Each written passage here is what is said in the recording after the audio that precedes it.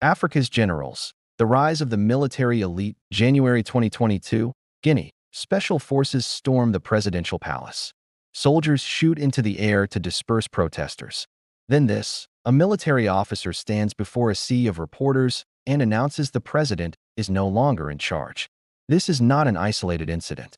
This is happening across Africa. In the past decade, there have been more than 40 military coups or attempted coups across the continent, and many fear that the trend will continue. So why are African countries turning their backs on democracy? The story starts in Egypt.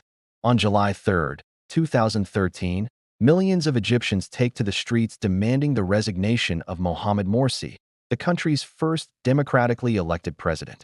At the time, he was facing protests over his controversial decision to grant himself sweeping new powers.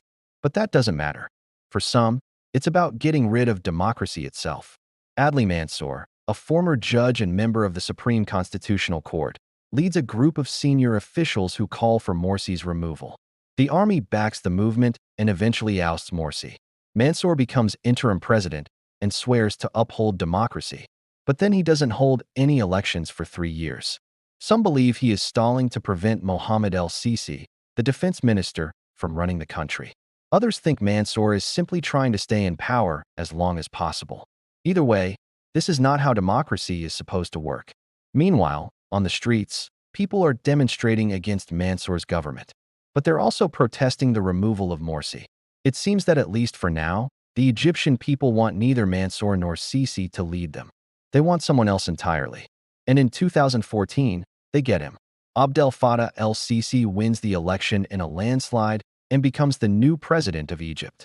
A former military man who helped overthrow the Muslim Brotherhood, he quickly establishes himself as an authoritarian ruler. Soon after he takes office, he jails thousands of dissidents, including former presidents Hosni Mubarak and Mohamed Morsi. He shuts down pro-democracy groups and imposes tight controls on the media. What started out as a protest against Morsi ends up with Egypt under the rule of another dictator. The generals got what they wanted. They had removed one puppet master only to install another. But this isn't the only example. Throughout the continent of Africa, there have been a number of recent coups, and almost all of them have involved the military.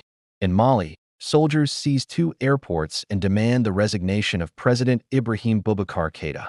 In Sudan, a group of generals stages a coup, detaining Prime Minister Abdallah Hamdok and other government officials. In Chad, rebel fighters loyal to slain President Idriss Déby seize key parts of the capital and declare they have toppled the government. And in Egypt, well, we already told that story.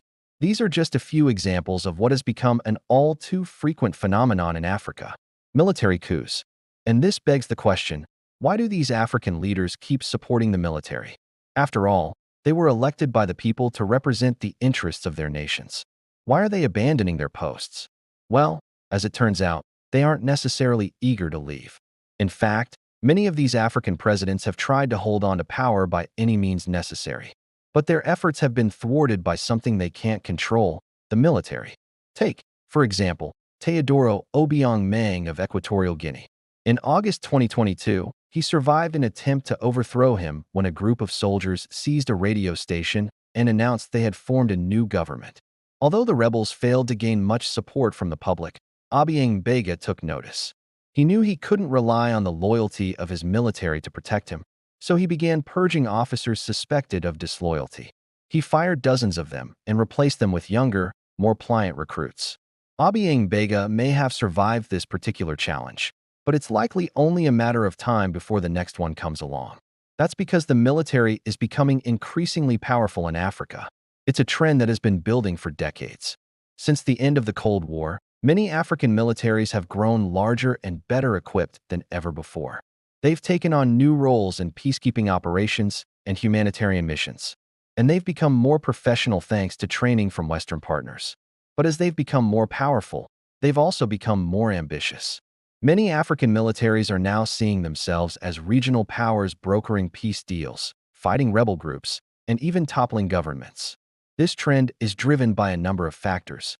For one, many African countries are still struggling to find their place in the global order. They feel caught between competing interests, and they're looking for ways to assert their independence. What better way to do that than by building up your military might? Another factor is the legacy of colonialism. When European powers carved up the continent, they left behind unstable borders and ethnic tensions that continue to simmer today. In many cases, the military is the only institution capable of maintaining order. Finally, there is the role of personal ambition. Many African leaders have been in power for decades, and they show no signs of wanting to leave. The military is often seen as a way to ensure that a leader stays in power no matter what. Whatever the reasons, the result is clear. African militaries are becoming more powerful and influential than ever before, and they're using that power to great effect. In recent years, we've seen a number of African-led peace deals brokered by regional powers like Algeria, Kenya, and Nigeria. We've also seen African militaries take on some of the continent's most intractable security challenges. In the Sahel region, for example, France has been forced to cede the fight against jihadists to regional partners. Similarly, in the Democratic Republic of the Congo, regional troops are taking the lead in the fight against rebel groups. But perhaps the most dramatic example of African military power is the recent wave of coups.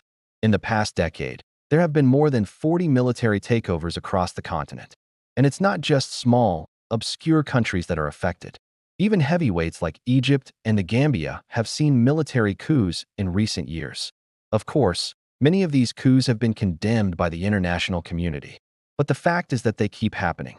That's because African militaries are simply too powerful. They're better trained, better equipped, and more professional than ever before. And they're not afraid to use their power to achieve their goals. In the past, African coups were often spontaneous affairs carried out by mid-level officers with little training or preparation.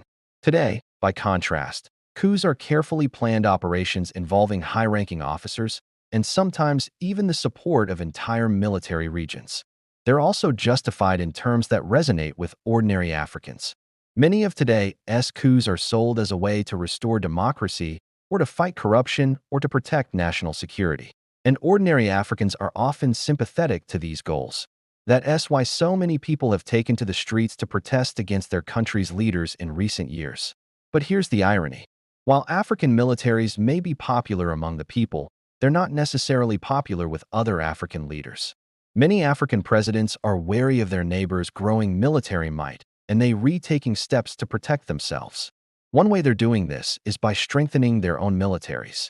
In recent years, we've seen a proliferation of military spending across the continent. Countries like Egypt, Ethiopia, and Nigeria have all invested heavily in their defense forces. They're buying new weapons, training more soldiers, and generally preparing for a worst-case scenario. Another thing African leaders are doing is seeking the support of outside powers.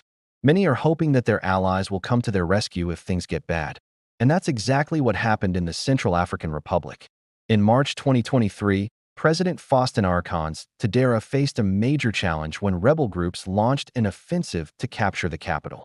Touadéra appealed to Russia for help, and soon thousands of Russian troops were on the ground fighting alongside Tsarist army.